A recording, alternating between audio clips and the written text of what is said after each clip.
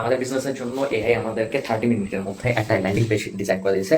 তো চলেন ল্যান্ডিং পেজটা দেখি কেমন হয়েছে। এইটা বেসিক্যালি আমরা একটা অফার ক্রিয়েট করছি, সেই অফারের জন্য একটা ল্যান্ডিং পেজ দরকার ছিল। আমি ক্লডে আসছি, ক্লডে তাকে এক্সপ্লেন করছি পুরো জিনিসটা নিয়ে, ওর সাথে মার্কেটিং প্ল্যানটা নাম দেবে, ওর সাথে নিয়ে কথা হচ্ছে। এখন আমার একটা ল্যান্ডিং পেজ দরকার ছিল।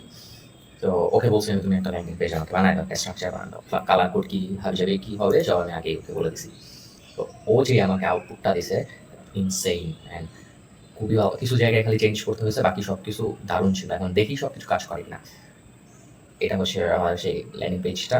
এখানে ভিডিওটা চেঞ্জ হবে, যদি আপাতত এটা দিয়ে রাখছি। তার রিভিউটা যাদের সাথে কাজ করছে তার রিভিউটা, তার ছবিটা সব কিছু ঠিকঠাক মতো বসছে, ভিডিও চলতেছে। Hey, business owner, listen carefully. এখন আপনি আপনার ব্যবসা অফলাইনে তৈরি করেছেন, কিন্তু অনলাইনে সেখানে কি আপনার সমস্ত ওকে, এখানে ওকে এই প্রাইসিং গুলো কাজ করে কিনা আমি এখানে চাপ দিলাম, নাম একটা দিলাম, জাস্ট এটা দিলাম।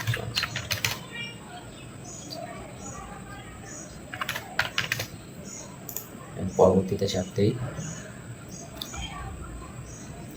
হোয়াটসঅ্যাপে একটা মেসেজ পাঠানো হবে না, এটা কাজ করে নাই। Let's try again.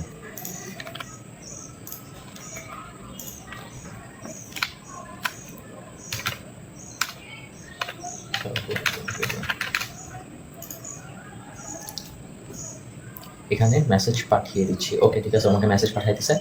আমার এটা আমি ওই ফর্মটা সাবমিট করার সাথে সাথে এরকম একটা পপ আপ আসছে, নিচে লেখা আসছে আসসালামু আলাইকুম, আমি আর মানে যেই নাম দিছে সেই নাম, আমার ব্যবসার ধরন হচ্ছে এইটা, শো অফ মিডিয়ার ক্যাশিয়ার কন্টেন্ট ফুল প্ল্যান শুরু করতে যাচ্ছি। এর সাথে যোগাযোগের ডিফল্টে যেটা দেওয়া আছে সেটা যদি ওপেনে চাপতেই এরকম একটা মেসেজ আসবে। মেসেজটা আমি যদি এখন সেন্ড করি তাহলে সেটা ওই হোয়াটসঅ্যাপের যে হোয়াটসঅ্যাপ কানেক্ট করা আছে ইউজারের ওখান থেকে ডিরেক্ট চলে আসবে।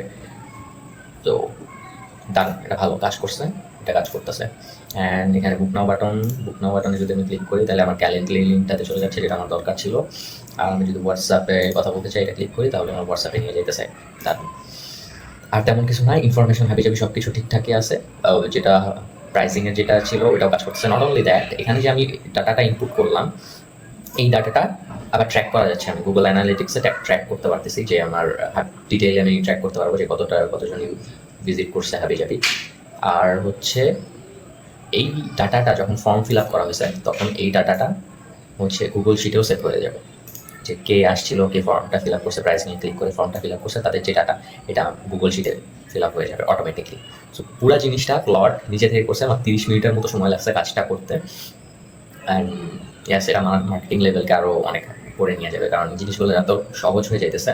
কেউ যদি প্রপার ইউজ করে তার বিজনেসের গ্রোথ নিয়ে আসা কোনো ব্যাপার না। থ্যাংক ইউ সবাইকে।